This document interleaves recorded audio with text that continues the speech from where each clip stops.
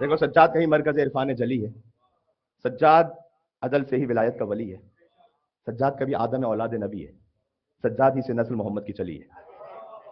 آدم آل محمد پتہ کیوں کہا جاتا ہے؟ اس لیے کہ زور و فسق و عدوان اور کفر کی حکومت نے یہ سمجھا تھا کہ ہم نے آل محمد سب کو ختم کر دیا کربلا میں، اب نہ یہ آگے بڑھیں گے نہ ان کا پیغام آگے بڑھے گا۔ سجاد انا اعطیناک الکوثر کی تفسیر بن کے ظاہر ہوئے، اس لیے مولا کا لقب ہے آدم آل محمد۔ کوئی بچا کون ہے آل محمد میں سجاد کے علاوہ؟ لہذا آل محمد پھر سے سجاد سے شروع ہو رہے ہیں، لہذا آدم آل محمد ہے امام زین العابدین، یہ امام کا لقب ہے، یاد رکھنا بچوں۔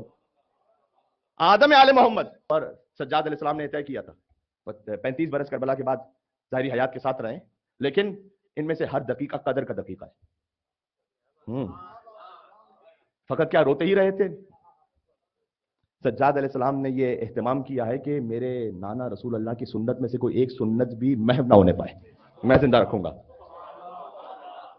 یہاں تک کہ نہج البلاغہ کے خطبوں کے راوی سید سجاد ہیں، امام حسن علیہ السلام کی دعاؤں کے راوی سید سجاد ہیں، بی بی فاطمہ زہرا سلام اللہ علیہ کے خطبے کے راوی سید سجاد ہیں، بی بی زینب نے جو شام میں خطبہ دیا اس کے راوی سید سجاد ہیں، حسین علیہ السلام کی احادیث کے راوی سید سجاد ہیں۔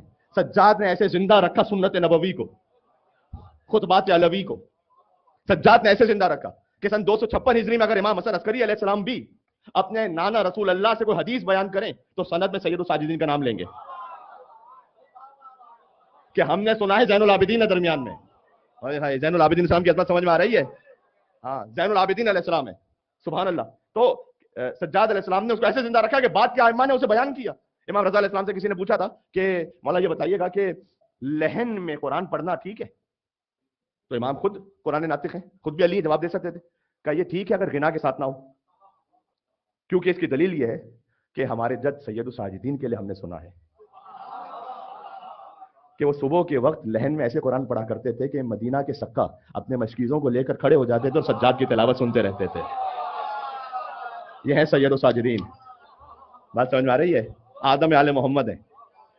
میری کوئی حیثیت نہیں کہ میں اس پہ تبصرہ کر سکوں، میں علامہ رشید ترابی صاحب کا تبصرہ آپ کو سنا رہا ہوں۔ انہوں نے کہا کہ اگر مسند سید سجاد بیان ہو اور سیرت سید سجاد، مسند کا مطلب پتہ کیا ہوتا ہے؟ جن حدیثوں میں سید سجاد سند میں آتے ہیں وہ ہے مسند سید سجاد۔ معراج کے واقعے کے راوی سید سجاد ہیں، ان کا کہنا پتہ ہے کیا ہے؟ اگر مسند سید سجاد لکھی جائے اور سیرت سید سجاد لکھی جائے، وہ کہتے ہیں میرا محتاط اندازہ یہ ہے کہ کم سے کم 100 جلدیں چاہیے۔ کیوں؟ اس میں پھر واقعات آئیں گے مرشی خاندان کے، مرشی خاندان مولا زین العابدین کی اولاد میں سے، کہ جب قاضی نور اللہ شوستری بھی جائیں دار پر تو اعلان کرے کہ میں سنت سید سجاد پر عمل کرتے ہوئے دنیا سے جا رہا ہوں۔ جی آپ سید سجاد علیہ السلام کا میں لفظ استعمال کرتے تو گھبرا رہا ہوں، لیکن کنٹریبیوشن سجاد علیہ السلام درمیان میں سند میں ہے، تو یہ آدم آل محمد ہے میرے بھائی، سمجھ میں آ گئی بات؟ کہ سجاد کبھی آدم اولاد نبی ہے، سجاد ہی سے نسل محمد کی چلی ہے۔ شبیر کی صورت یہ محمد کا پسر ہے، حسین منی وانا من حسین، شبیر کی صورت یہ محمد کا پسر ہے، پھر اپنے زمانے کے محمد کا پدر ہے، اور محمد باقر علیہ السلام جیسے سمجھ میں آ رہے ہیں۔ تمام ہو رہی بات۔